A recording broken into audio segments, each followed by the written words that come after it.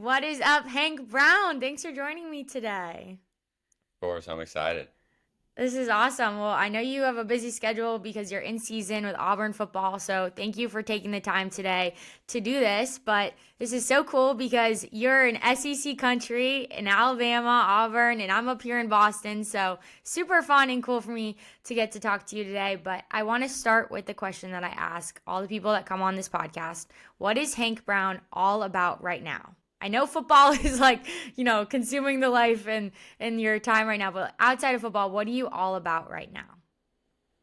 That's a great question. I'd say that there's a few things I'm all about right now. Just living in Auburn with my brother and two of my teammates. I'm all about relationships. That's one thing that I really love to focus on, and it's hard during the season to, dive in and serve others. But that's something that being able to be intentional with and be able to dive into those relationships and make an impact on, whether it's my teammates or whether it's my last year with my brother. That's a big thing for me that I would say that I am all about right now. I love it. Did you say you're living with your brother? Yeah. So what has that been like? It's been awesome. It's one of the biggest blessings for me.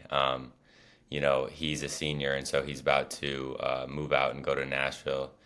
He just got engaged this summer, and so he's the best. He's my best friend. I've been able to walk through pretty much all of life with him, and just being able to, come back from a practice or come back from a full day and be able to debrief with him and him give me advice and just have fun together. It's the best. It's so special. I got to do 3 years of college with my sister Mallory, and it was just the greatest thing ever because even like at practice, she would be like, "Hey, like you need to do this better." And she would like be real with me or even just like walking to class, having a tough day, like seeing her just like, "Oh, I'm good." Like my sister's here. It's just such a cool thing. Was there ever a moment when um he just like really came in clutch for you? You're like, wow, like thank gosh he's at school with me. Um, there's definitely been a few moments. I'm trying to think of one off the top of my head that I can remember. I don't know. He's just always been there for me. Like anything that I need, I can call him. We're so close. Like I said, we're best friends. Just like you said, he can hold me accountable. He can do it all. So I'm just blessed to be able to live with him for Yeah, sure. that's special. And not that's not everyone's, experience. So it's really cool that you got to have that at Auburn. Well, why Auburn? How did you end up at Auburn? Yeah, so I started, getting recruited by Coach Freeze and Coach Austin when I was a junior in high school, and they were actually at Liberty at the time. And so I had, gone to their camps and, built relationships with them. And one thing from the start, just getting recruited, I could tell there was something different about them. They have an authenticity to them that's not normal in college football. That's one thing I learned within recruiting is just how a lot of coaches just tend to, I guess, bend the truth to try and get you to come to their school. And one thing with Coach Freeze and Coach Austin is they were real. They, shot it to you straight. And so that's something I really admired. And so I committed to them going into my senior year. And then Coach Freeze got the opportunity to be the head coach, obviously, here at Auburn. And so he asked me to come with him. And so I couldn't turn that opportunity down. That's wild. Did you kind of see that coming when you realized he was going to Auburn? You're like, whoa, this, like, what was that in between time like for you? Yeah, that in between time was kind of crazy for me. It was a weird in between time, and I did kind of see that coming, but didn't know for sure what that looked like. And so he had called me and said, "Hey, give me some time. We're gonna work this out. I want you here with me." And so gave him some time, and he did work it out, and so was able to come to Auburn. Yeah, that's a wild story, right? Like you think you're going to school somewhere and then you're totally going somewhere else.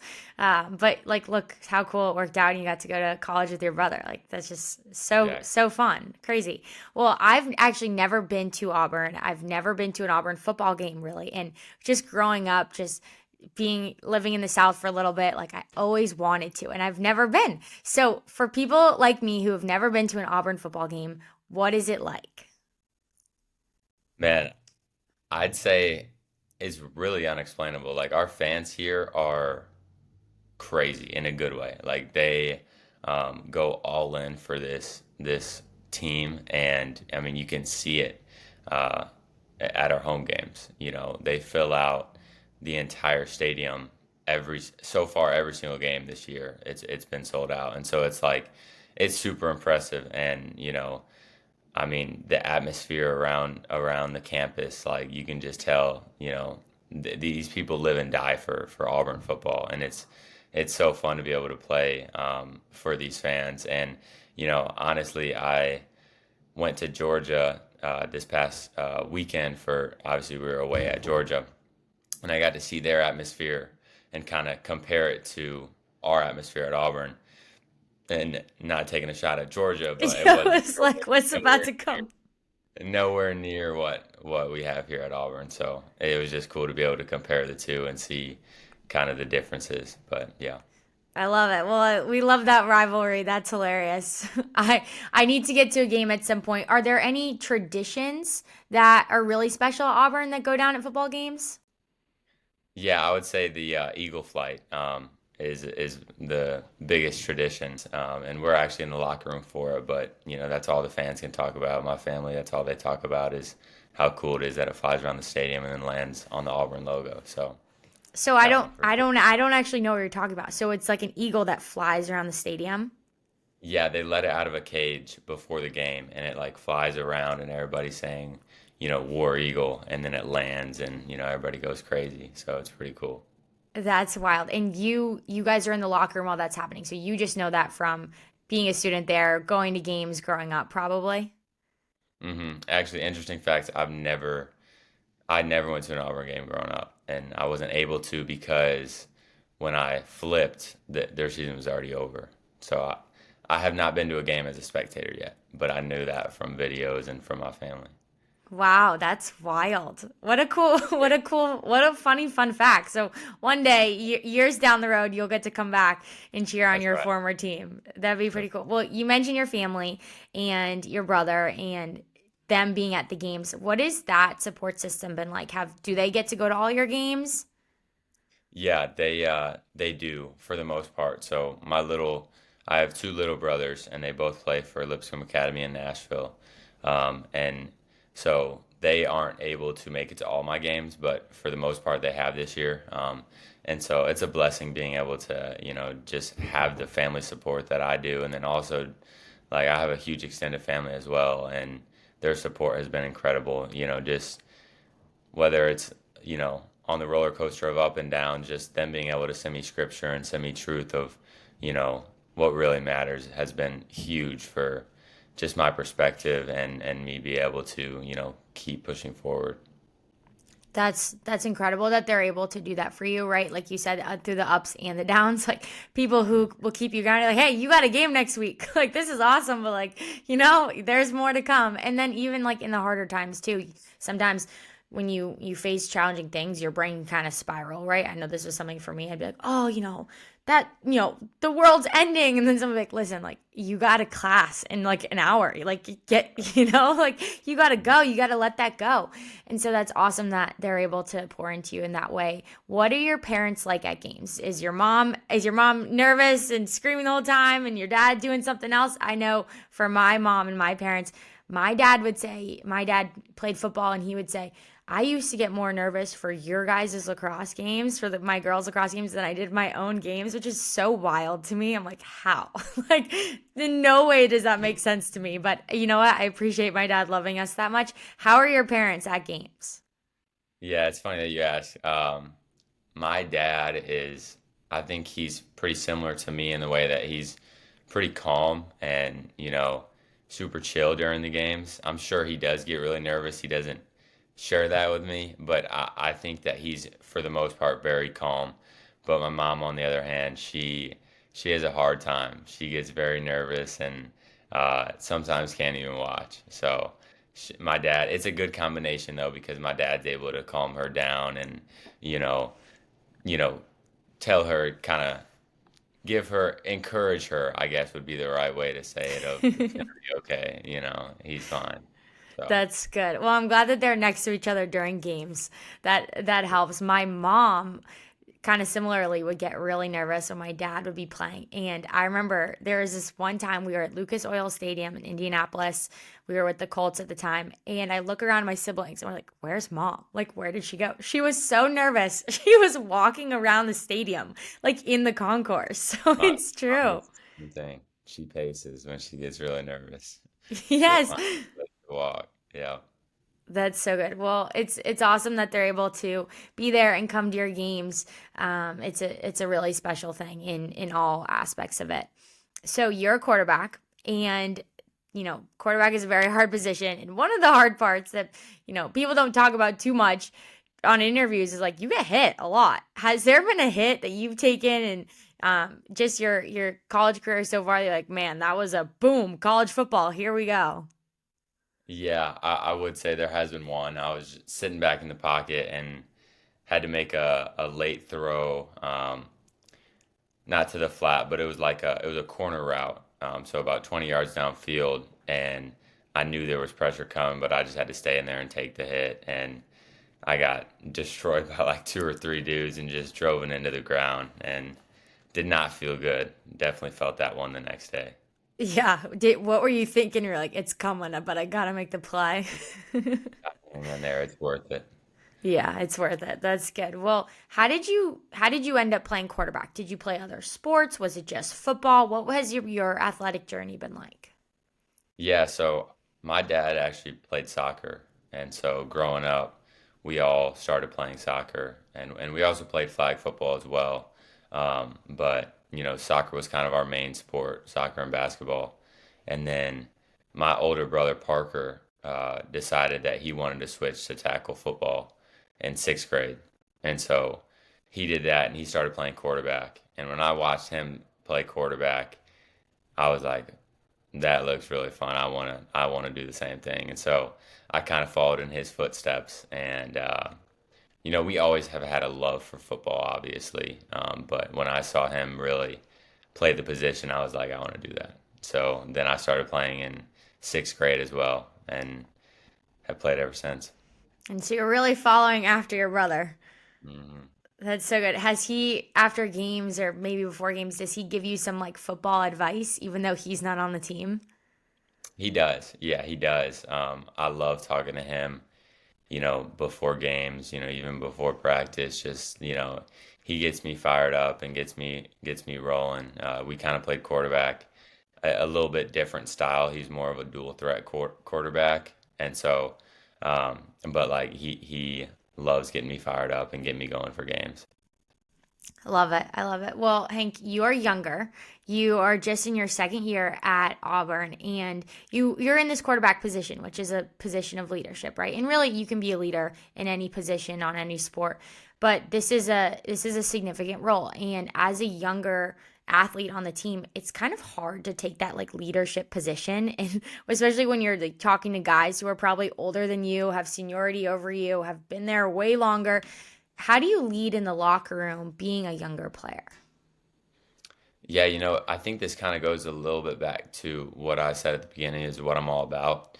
And I try to be all about relationships. And so since the first day I've gotten here, that's been one focus of mine is, hey, I'm going to go into every day trying to build relationships with my teammates and gain their respect. And so I think that's been huge as a young player, like you're saying. It's hard to lead, but when you have those relationships and have the respect of the team, it's a lot easier. And so just me being able to have their respect, and another thing that I love to do is I think that leadership and being a servant kind of go hand in hand. And so me being able to just serve my teammates and show them how much I really do, love them and want them to succeed is another great way that I try to lead. And then obviously having their respect, I'm able to hold them accountable and hold them to the standard, and then grow with them. So, that's what I would say as a young player for me is how I can lead the team.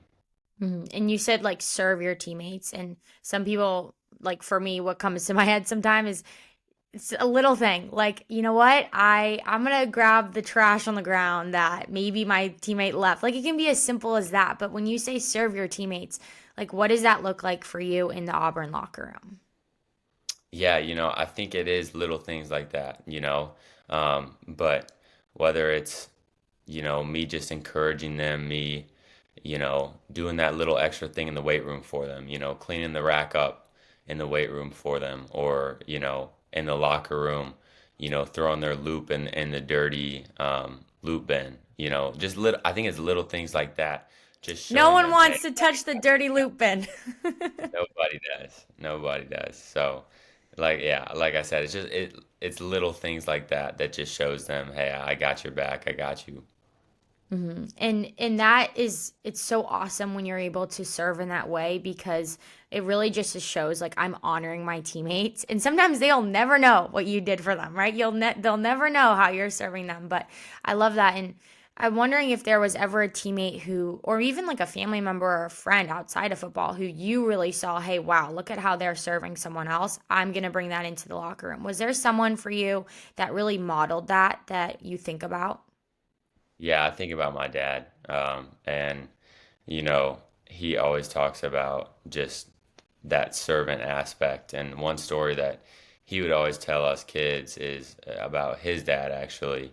Um, you know, there was a story about how he went into the bathroom with his dad at the time, and there was a janitor in the bathroom, and um, obviously as a kid, you look at a janitor and you're like, oh, they're dirty, whatnot. But he actually reached out his hand to introduce himself and meet the janitor and ask him questions and be intentional with him.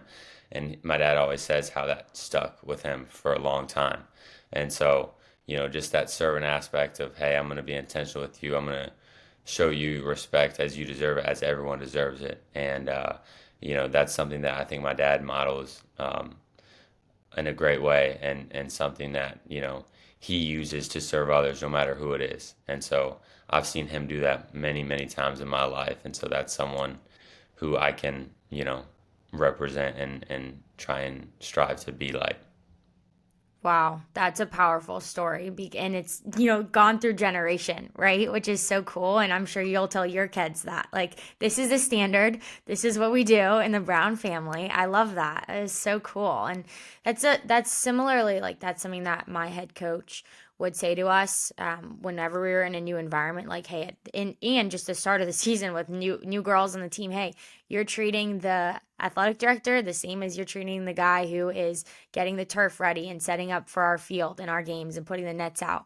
And I think that's something that you have to keep reminding yourself, right? Because you can kind of get into the busyness of the day, wake up, go to practice, lift, work out, eat, go to class, eat again, go back to practice, film, like all the things. And so you can kind of get wrapped up in yourself.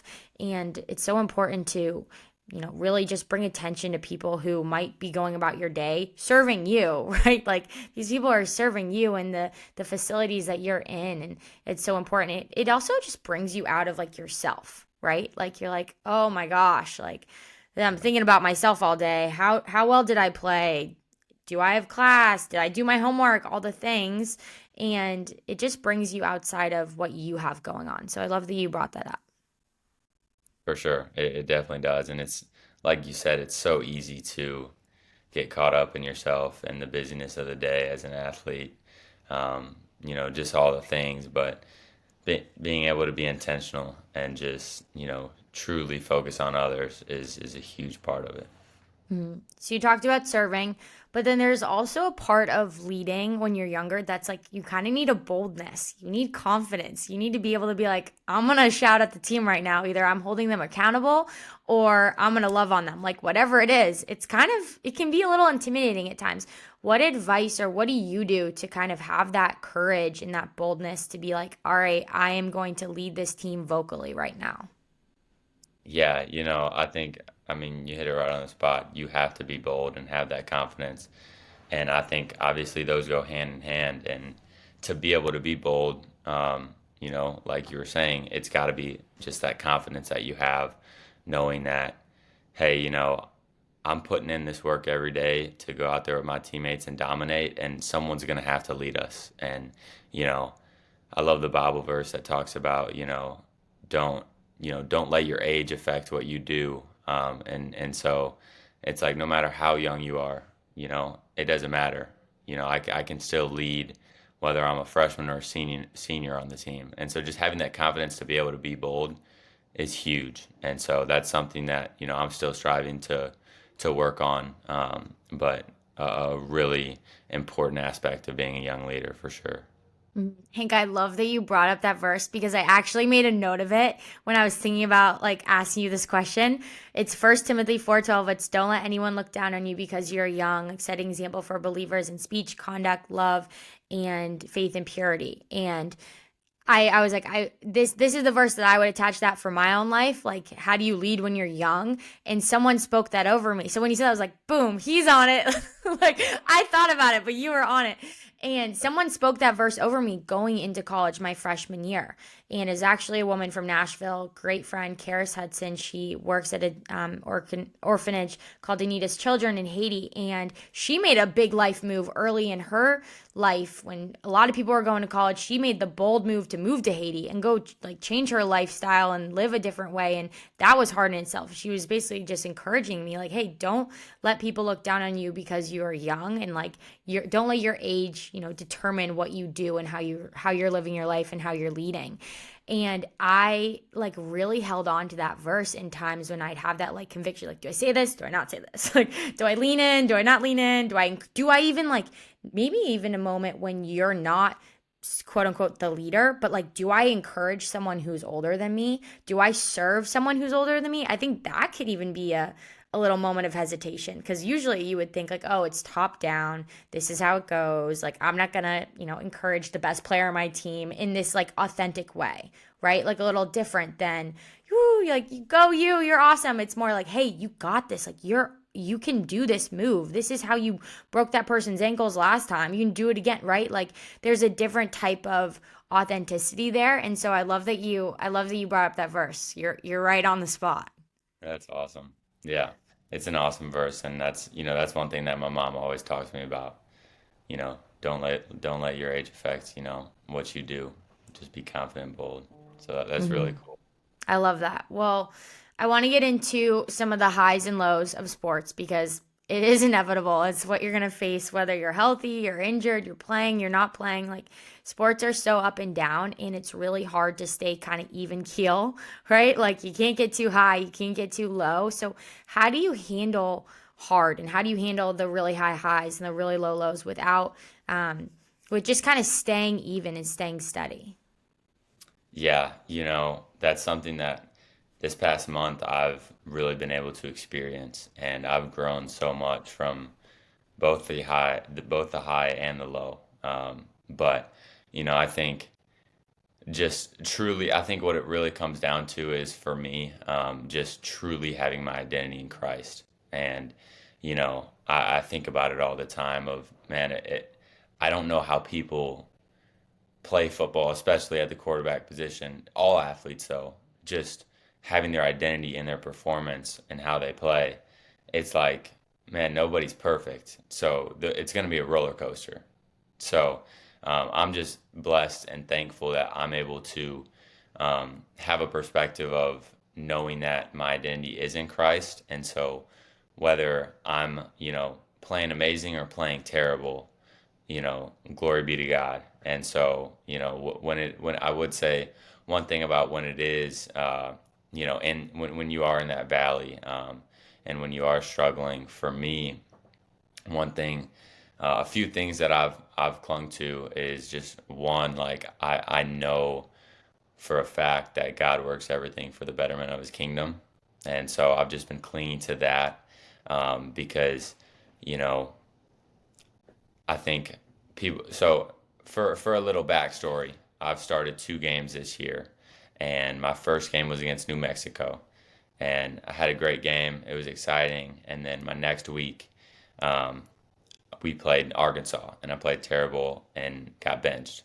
and so just being real, like I was on the mountain, and then obviously after playing Arkansas, I was in the valley, and so Um, I've learned so much from that. But when I was in that valley, that's what I've clung to is knowing that even, I played a terrible game. That's part of football, that's part of life. Nobody's perfect. And so clinging to the fact that God works everything for his kingdom. I don't know why that was in his will for that game to happen and me to play that way, but I do know that if that's going to bring me closer to God, make me, realize something in my life that I need to work on, or whether it allows me to have a relationship with someone that I can bring closer to Jesus or share, my faith with more people, whatever that is, it's worth it because it's for the betterment of his kingdom. And so I've been trying to, work on that, and I feel like God has revealed a lot of things to me,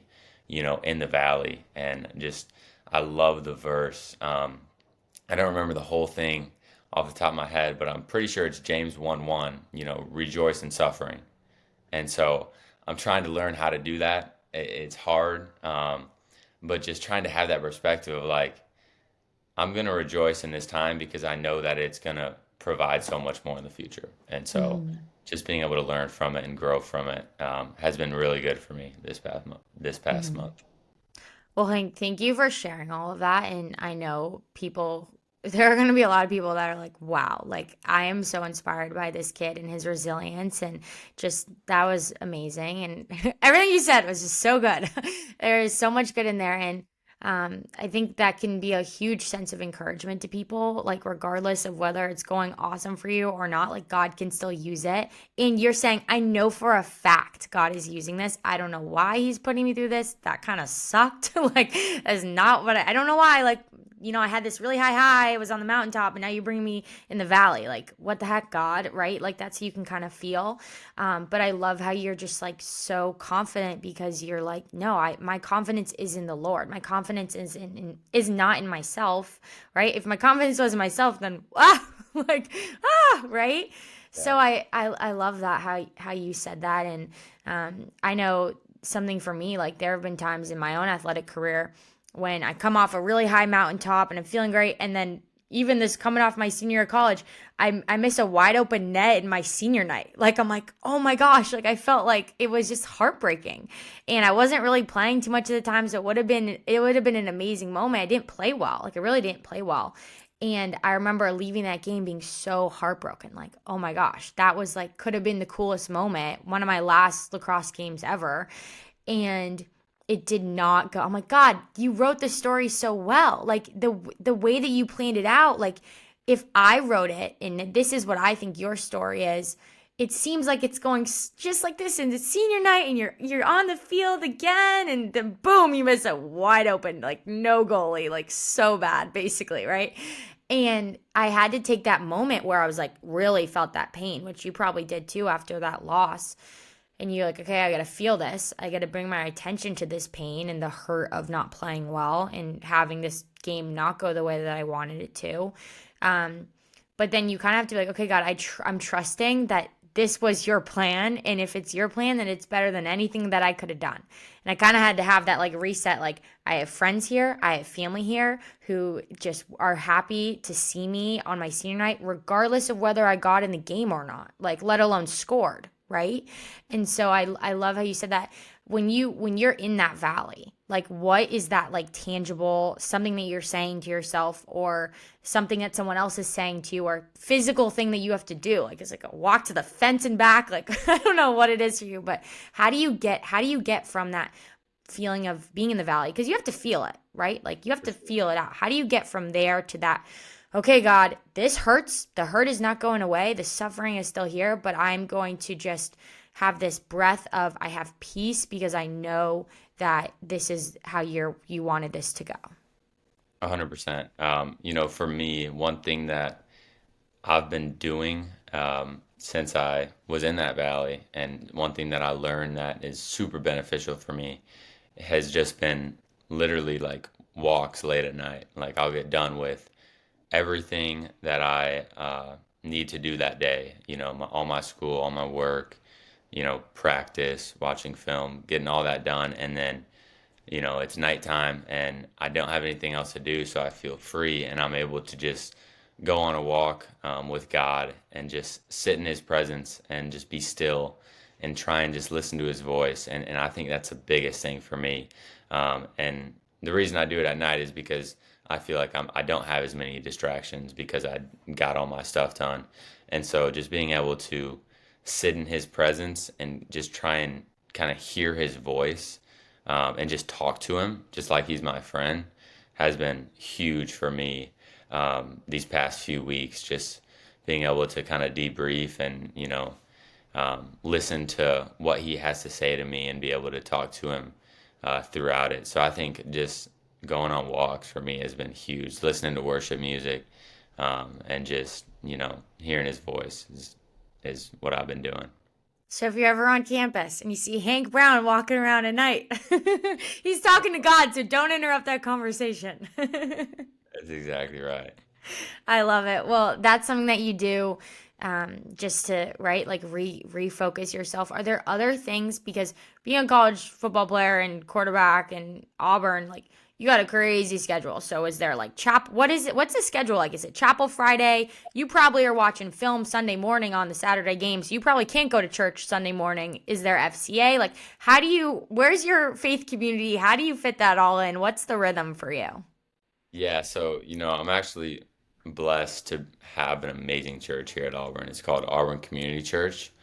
And so thankfully, Coach does give us time to be able to go to church on Sundays. Actually, a lot of the coaches actually go to the same church as well. So that's been a huge blessing. And then along with that, I'm in a community group through the church that we meet on Thursday nights. And so having that community like outside of the football team has been huge. Just, a safe place where you can go and be real with people and, kind of just get away for a split second from everything that's going on and just dive into God's word with each other.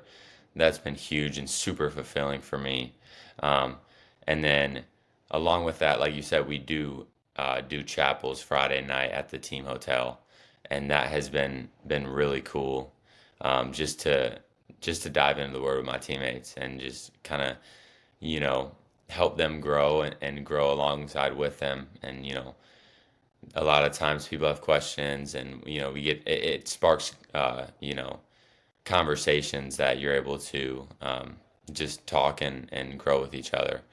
And then lastly, we also do a Bible study with the team Wednesday nights.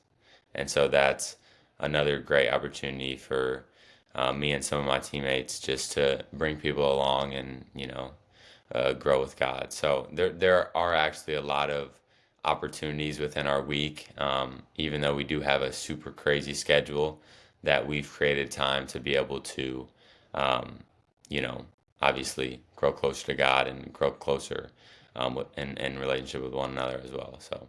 You named like every day of the week. I heard Wednesday, Thursday, Friday. I heard every day. So that's just super impressive, Hank. And just like props to you because it's really hard. And there have probably been a lot of times when you're like, I'm tired. Like, I would rather just go on my walk with God. Like, I don't want to see anybody right now. You're constantly surrounded by 100 guys at all times. Like, I bet sometimes you're like, you know what? I don't know if I want to be with my team right now, but you're trusting that, like, hey, God, I'm going to prioritize being in this Bible study with my teammates because it's going to make us closer as friends and it's going to make us closer on the field so we can win, right? Like that's, Right. helps when you have that relationship and you're able to pour into each other on a deeper level than that. But I guess like one piece of encouragement for people, like how do you have that like willpower really? Like, all right, I've already gone to Bible study this week. I already went to chapel. Like I'm going again. Like, why? What's your encouragement to people who maybe feel that pressure? Like, I know that I want to prioritize my faith. I know that I want to do this, but I got all the excuses that anyone could have, right? You have every excuse anyone could have. You could so simply say, I need to just rest my brain. Like, my brain's been on since 5 a.m. You have every excuse. So, what encouragement would you give people? My encouragement, I would say I have two things. One that just keeps me going every day is, I continually think about my purpose, right? Like, why am I on this earth? Like, why am I living? And obviously that purpose is to love God and love others. And that's my sole purpose. And so, that helps me set in an amazing perspective of, yes, I am a football player. That's what I do. But that's not who I am. I'm a follower of Jesus Christ. And so if God is allowing me to be a football player, then I'm going to do my best to help share his gospel through being a football player, because being a football player doesn't define who I am. That's just what I do.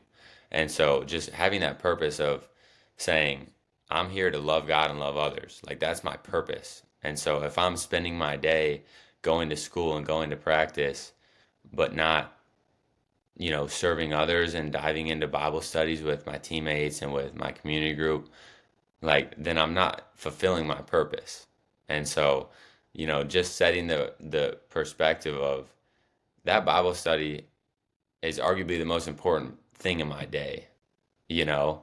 And so just having that perspective of that's what I'm going to prioritize the most.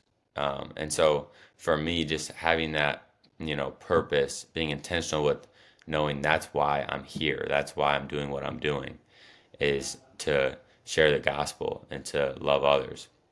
And so that I'd say that's number one. And then two, just having that willpower for me comes from filling up my cup. And it's hard to fill up my cup, like you're saying, in the busyness of this life. But one thing I try to prioritize every day is just creating a slot of time, an hour, 2 hours, whatever that is, finding that. And for me, the way my class schedule is most of my classes don't start till 10 or 11. And so I'm able to spend that time in the Word or reading, Practicing the Way is a book by Mark Comer that I love. And just spending that time with God in the mornings to fill up my cup so that throughout my day I have that power from God, just being able to pour out my cup throughout the rest of my day.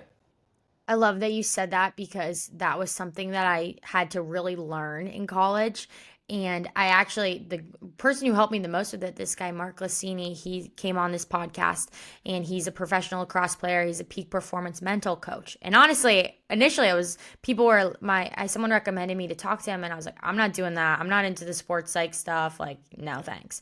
I talked to him and I'm like, this is the greatest guy ever. So that's Mark's plug. But he really said to me, he's like, Annabelle, like you want to go to this Bible study. You want to go to Athletes in Action. You want to be able to go to church and drive into the city and, go into Boston in your busy schedule and make time for these things and pour into your teammates the way that you the goals that you're setting, the way that you can serve your teammates. But he's like, but you need to fill yourself up or that's not going to work. Right? Like you can't give unless you have something to give. And really, you need that wisdom. Like you need the time alone with God. You need the time alone to fill yourself up, to listen, to worship music, even if it's on that walk. Like that's you filling up Hank. That's Hank saying, I'm going to fill myself up with the Lord, not like hyping my own self up, but like I got to fill myself up so that I'm able to give. And I just love that you said that because it was really hard for me to learn. I was just like, expending myself, and I kind of like ran myself dry almost. And it really took someone to be like, hey, you gotta like pour into you. And maybe sometimes at Bible study or at Athletes in Action, you just need to sit there and shut your mouth, right? Like you just gotta be there to soak it in and listen to a sermon, through your headphones, walking to class, whatever it is. And so that's so important that you're saying, hey, I'm taking the time to fill myself up because I saw that for my own life. That was unbelievably crucial. For sure. Yeah. And like you said, it's something it's taken me a little bit to learn because, at the beginning of college, I was trying to pour out, pour out, pour out, and it wasn't sustainable. So just being able to have that schedule of creating that time and creating that habit to be able to fill up your cup has been huge. And you can make it fun. You be like, this is my treat myself time. Like whatever you want to do with it. That might be more girly. So maybe Hank Brown doesn't do that. Well, Hank, I want to ask you about Acts 2024 because I've seen photos and this is tattooed on your arm. What does this, and you really talked about it with your purpose, but like, why did you get this verse tattooed on your arm? Yeah. So, me and my family, the rest of my family were thinking about getting a tattoo, and we wanted to have a verse that had a lot of meaning and purpose that was, motivating for us. And so we came up with Acts 2024, and it's actually our verse of the year at our church here in Auburn, Auburn Community Church. And it says, "However, I consider my own life worth nothing to me. My only aim is to finish the race and complete the task the Lord Jesus has given me, the task of testifying the good news of God's grace." And so for me, really, the entire verse is, like you said, kind of talks about our purpose and why we're living to finish the race and complete the task the Lord Jesus has given me. But I love that first part of, "However, I consider my own life worth nothing to me." That's huge for me, and it's so hard in our society to be able to grasp that. And, I struggle with it every single day, just prioritizing myself over others, but really getting to a point where we do consider our own life worth nothing to us. It's like weird to think about that, but striving to get to that point every day is motivating for me, and goes back to what I talked about earlier about serving others. But I love how those kind of that first part and second part just kind of combine together and just give us our purpose of why we are here. And so I kind of touched on that earlier, but I just love that verse and it's motivating. And for me, the reason why I got it on my right bicep is because you can see it when I'm playing football. And so I love that because once again, it goes back to why I'm playing football. That's the reason I'm playing football, is to share the gospel and to, love others and love God. And so me being able to show the world that when I am playing, it is just such a cool opportunity. And so I'm blessed to be able to get that on my bicep. That was very creative and very smart by you to do that, right, with the throwing motion, because I bet you got a lot of cool photos of Hmm. that, and it's a great conversation starter, right? Like that was the conversation starter here, and how cool is that? And like this all to say, even though you're saying like you're really pointing people to God, and you're saying that this is my purpose. Like football is just something that I do. Like I'm a Christian who plays football. I'm someone who's following Christ who plays football. That does not take away from the fact that you're working your butt off to literally be the best football player ever and help your team win, right? Like Hank Brown is doing everything in his power to be the best football quarterback he could possibly be and bring his team championships, right? And so I think what's so cool about what you're saying is you're realigning your purpose. You're saying, like, this is my purpose, but I can still do this. Like, that's why you're working so hard at football, right? Because it's the avenue of your purpose. So I just wanted to say that because it doesn't take away from the hard work that you're doing and the accomplishments that you're going to have down the line. And this is so cool. And thank you for sharing that. So everyone's got to be looking out for Hank Brown's Acts 2024 tattoo. So does the whole family have this tattoo? They do. They do. Everyone except for my youngest brother. He's a little too young for a tattoo, Okay. but the How whole old family. is he? He is 15. So what's 15. the law? I don't even know. He's a freshman in high school. Uh, so yeah, so I have a younger brother, freshman in high school, then another younger brother who is a junior, and he's adopted. His name's Danny, and then sister in the middle, Marin. She's a senior. She's going to Lipscomb University to play soccer next year. It's amazing. It's so Big old. amazing. So everyone except for Brooks, my youngest brother, got the tattoo. And I also want to go back to what you said about how it doesn't take away from the fact that I'm working my butt off. I love that you said that, and that's the truth. And when I tell people about how, like you said, I've realigned my priorities, that doesn't take away from the fact that I believe I'm the most competitive player on our team, and we have a lot of competitive players. That doesn't take away from anybody else. I'm super, super, super competitive, and so I love what you said about how it doesn't take away from the fact I'm working my butt off every day and going to earn it so that I can have this purpose and show the world my priorities. I love that you said that because I think there can be a lot of like false perceptions over people who are going to Bible study and love the Lord and like talk about Jesus. Like, oh, like they're not intense or they're not aggressive or they're not competitive, right? Because they're like hands free, giving it to the God. Like, I just lost, but like, God's got it, right? Like, that's not true. That is wrong. That is false. And actually, you should be more scared of those people, right? Because they are on the team, they are on the battlefield for the Lord. Like, this is their battlefield is way bigger than the battlefield that you're seeing with the yard lines, okay? So I just wanted to speak that over you because that's something that I think a lot of people who are like you experience. And yeah, get ready, people. Hank Brown's coming, and that's why pouring into your teammates and doing life with your teammates on that faith level is dangerous. It's really cool. It's really cool. Well, Hank, I know you got a lot going on, so we'll wrap it up with the last question here that I'm asking everybody. Pre-game, do you wear headphones or no headphones? I wear AirPods, so yes, Okay. I do. And what are you listening to? I listen to straight worship music. Yep, I listen to.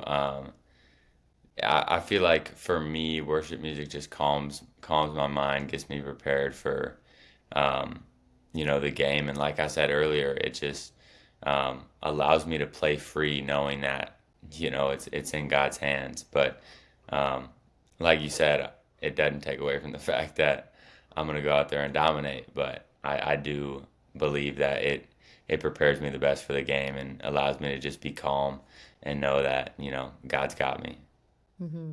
Well, I love that. And so now people can know what Hank Brown's listening to pregame, getting your mind right. Well, Hank, this was amazing. And thank you for just being so open and sharing your story. I know there are a lot of current athletes, future athletes, former athletes, and really anyone who is going to be encouraged by what you said. And even if you're not an Auburn fan, I'm a BC Eagle. I'm going to cheer for Hank Brown and be a follower of Hank Brown because you are someone people should be following. So thank you for taking the time today, Hank.